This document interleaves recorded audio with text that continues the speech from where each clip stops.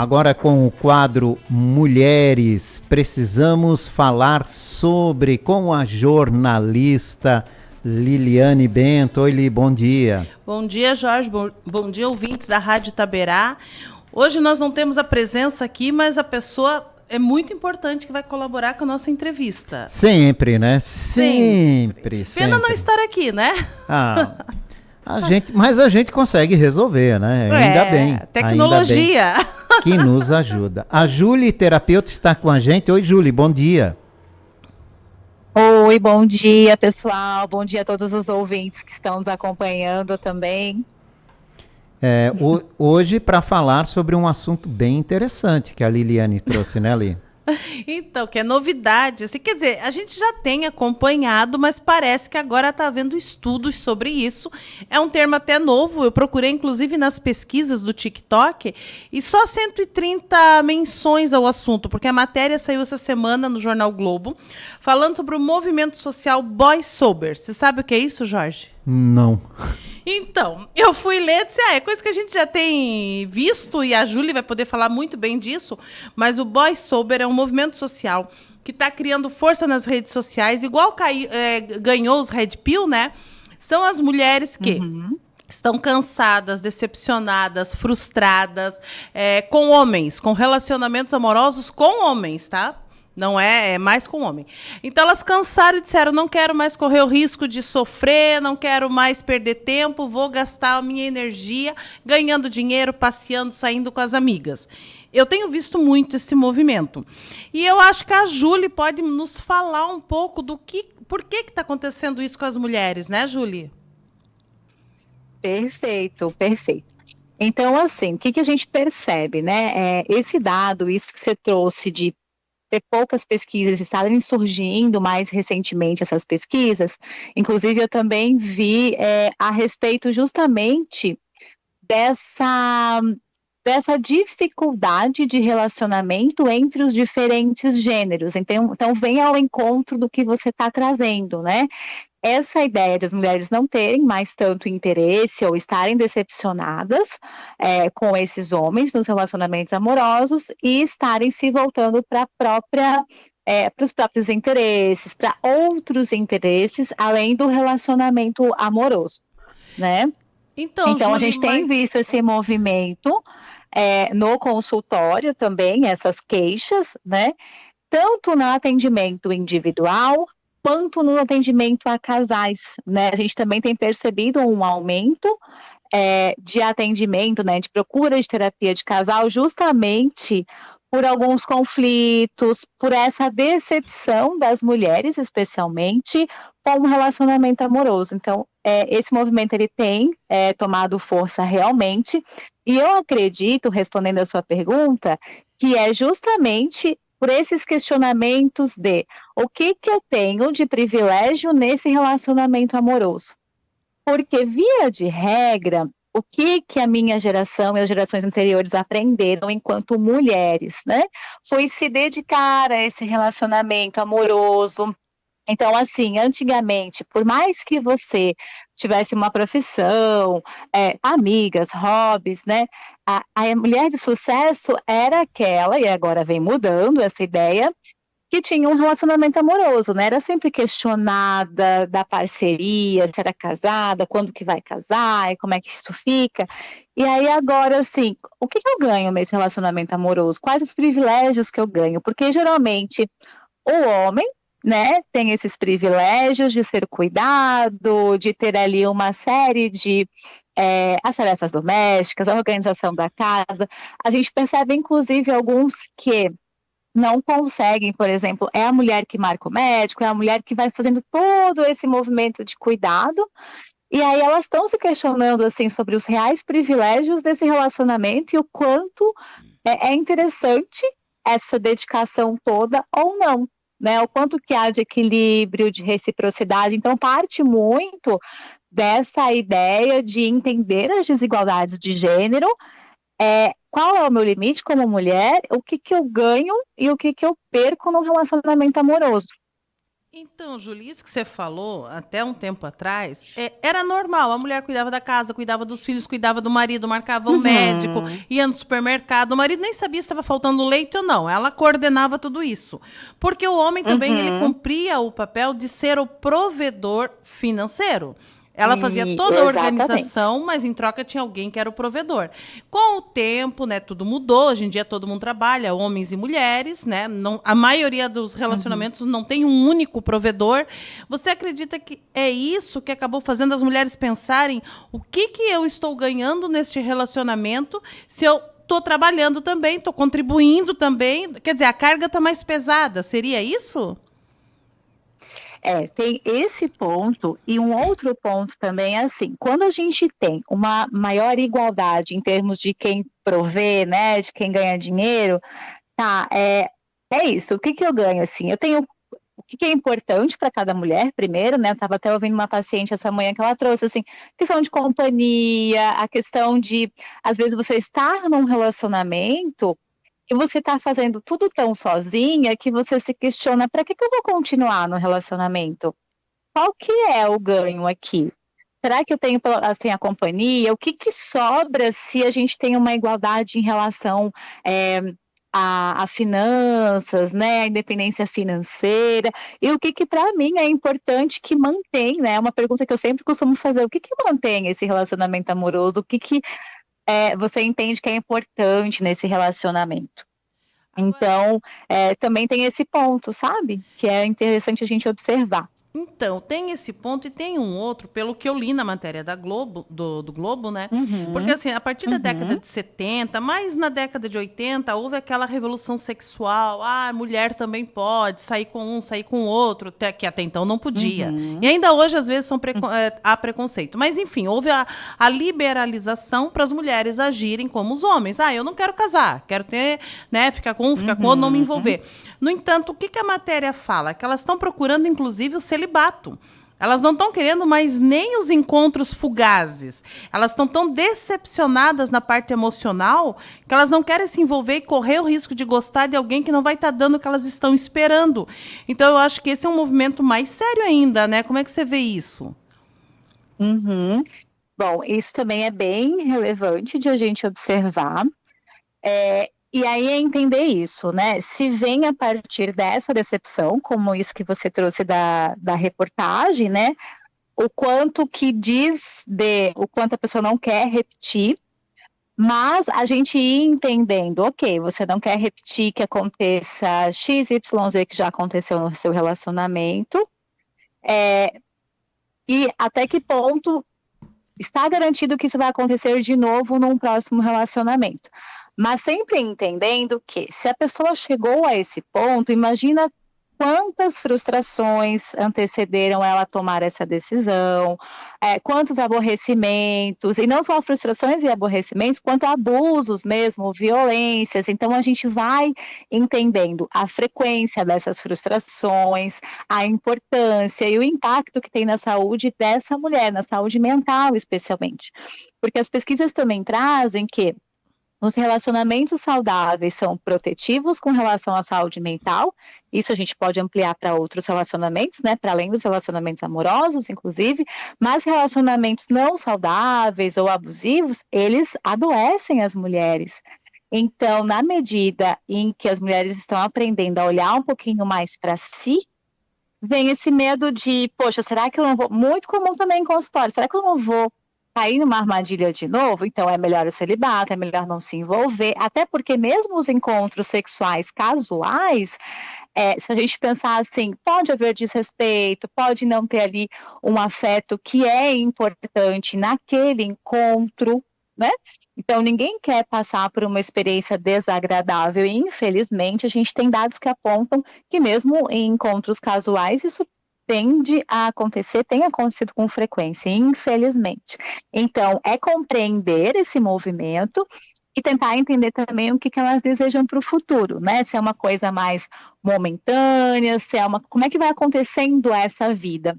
E entender também que por mais que a gente tenha aprendido que a nossa felicidade depende de uma parceria romântica, de onde que vem essa ideia e até que ponto isso é válido, né? Então, o que você está falando não seria talvez só um movimento, mas talvez há um pouco de doença até, não sei, terapia, procurar ajuda, fazer uma ressignificação do que aconteceu. Porque você já pensou se a gente se fechar para tudo quando se decepciona? Porque até uma mãe vai se fechar para um filho, porque o filho também decepciona, né? Quem que não decepciona? É o ser humano, já está decepcionando. Sim, tem isso, mas eu acho importante a gente só entender também os níveis de decepção, né? Para a gente conseguir entender qual que é o limite dessa pessoa.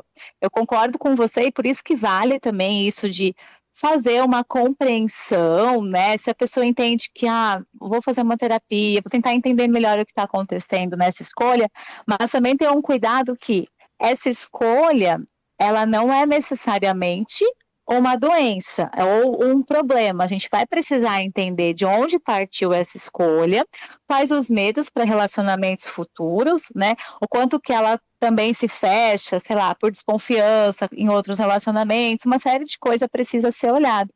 Mas é a gente conseguir entender que a busca é por uma busca de uma vida mais saudável, né? E que não é a única fonte de uma vida saudável, o relacionamento amoroso. Pode ser também uma das fontes, mas não a única, né? Porque eu também vejo um excesso, às vezes, do oposto, né? Assim, a ânsia de conseguir uma parceria romântica, especialmente para as mulheres, porque elas muitas vezes aprenderam que é isso, uma mulher feliz, ela precisa ter um relacionamento amoroso, e o quanto que vai se frustrando nessa busca por entender que é necessário, não que é algo assim, um upgrade, sabe? Um a mais na vida, assim, não, é fundamental, e aí gera um peso também, né? Então a gente conseguir olhar para os dois extremos e entender o que está acontecendo com essa mulher. Então, porque se for uma escolha dela ficar sozinha e ela se sente feliz sozinha, tá tudo certo. Mas, né, pelo que eu li ali na matéria, não foi uma escolha, elas não queriam ficar sozinhas, só que elas cansaram, né? E daí, por que eu te faço a pergunta? Você já esteve aqui na rádio, né, outras vezes, e você me disse que é casada, que tem um relacionamento saudável. Eu sou solteira, eu tô no Rodas que já se decepcionaram de tudo que é tipo, Jorge. O Jorge já tá até rindo aqui. Já fui traída, já mentiram, já não corresponderam como eu queria. Mas eu continuo acreditando que é possível, que tem gente boa por aí, porque eu tenho exemplos na minha volta. Então, eu acho que é mais o que a pessoa quer. Porque se você falar, não, eu quero ficar sozinha porque eu sou feliz, ok. Mas boa parte não é exatamente isso. Acho que nós podíamos pedir a opinião do Jorge, né? Do um representante dos homens, que hoje eles estão sendo os vilões. O que você diz, Jorge? Nada. Jorge é um homem bem casado, mas como é que você vê o movimento assim? Acho um movimento interessante. Talvez seja maior hoje, mas já existiam pessoas que pensavam assim lá atrás, né? Só não tinha esse nome. Só não tinha esse nome, E talvez tanta gente aderindo. E falando sobre isso abertamente, né? É porque aí vem assim, né? A gente tem mais acesso também, né? A partir da tecnologia, das redes sociais, a gente acessa mais essas pessoas que estão nessa lógica, né? Então faz sentido também. E sabe o que eu vejo, Júlia? Porque assim, muitas pessoas dizem, e mulheres também, mas é que eu sou independente, eu trabalho, eu ganho meu dinheiro, eu não preciso de homem. Elas falam assim. Realmente, para sobreviver, a gente não precisa mesmo. Mas é bom, né? É bom, tem o lado bom. Mas para sustentar, realmente as mulheres hoje em dia não precisam. Né? Aí elas falam, porque isso é um movimento feminista que está afastando as mulheres dos homens. No entanto, quem estudou um pouco da história do feminismo, né, tem aquela autora francesa, Simone de Beauvoir, que quase todo mundo conhece, né? Lá na década de 50, que ela já era uma feminista e tal, e ela falou assim, renunciar ao amor parece tão insensato como se desinteressar pela saúde, porque acreditamos na eternidade. Então, assim, ela é feminista, lutou pelos direitos das mulheres, no entanto, ela não era favorável às mulheres ficarem sozinhas. Como é que a gente pode ver isso nos dias de hoje? Não é um movimento feminista ficar sozinha, né? É que aí a gente também tem que diferenciar, tem muita coisa para a gente olhar aí, né? Mas diferenciar primeiro sozinha de solteira, né?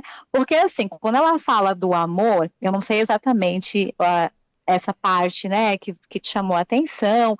A gente tende muito, eu realmente na minha educação fui muito educada nesse sentido, assim, a gente já logo faz o link com o amor romântico, com o amor afetivo sexual, né?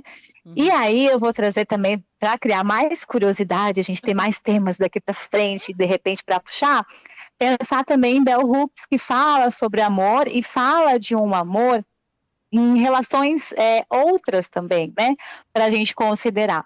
E o que eu acredito, assim, dentro dos meus atendimentos, e concordo com a sua fala, é sobre a gente não precisar, né? Mas, ao mesmo tempo, pode ser bom, pode ser saudável, e também a gente não pode generalizar, porque senão a gente fica assim, todos os homens são inadequados, e aí a gente generaliza, a gente não consegue ter nem parâmetro, né, para conseguir conceituar, por exemplo, relacionamento saudável de um lado e relacionamento abusivo do outro, porque aí tudo vira abusivo somente, né? A gente não vai ter o outro lado, o oposto, e a gente tem, porque a gente também tem notícias de pessoas que, sim, têm relacionamentos heterossexuais saudáveis, né? Eu vejo muito isso de um relato que é super difícil, mas também existe. Né? É o que você trouxe assim, de pessoas que estão à sua volta e que você percebe que funciona.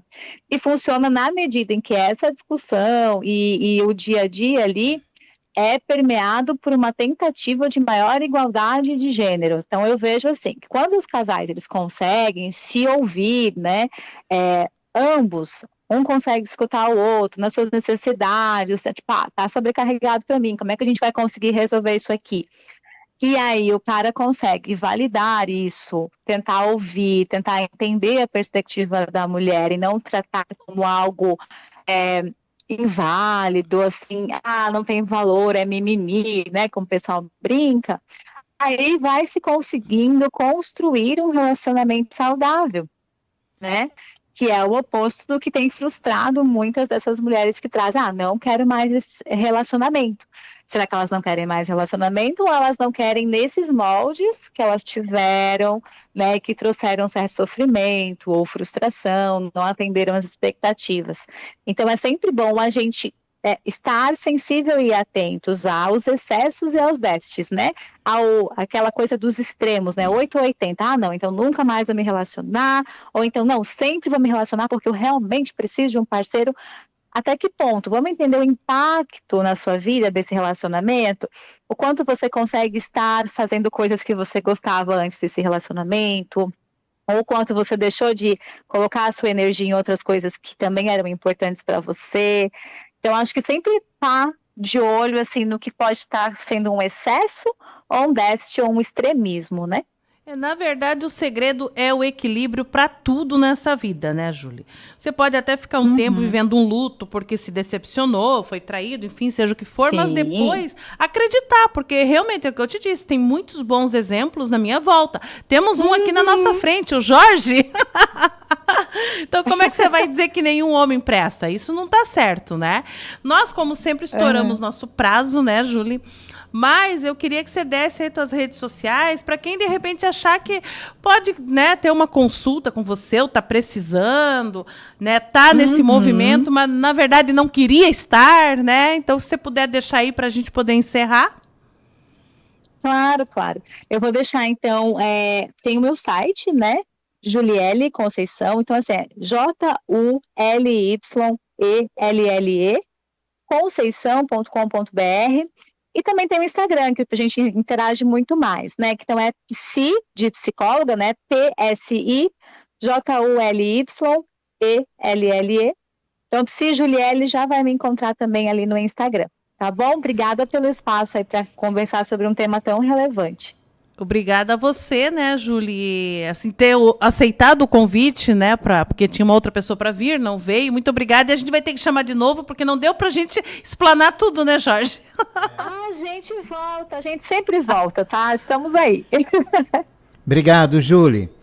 Boa semana. Juliele Conceição participou com a gente também desse bate-papo de hoje. Mulheres, precisamos falar sobre.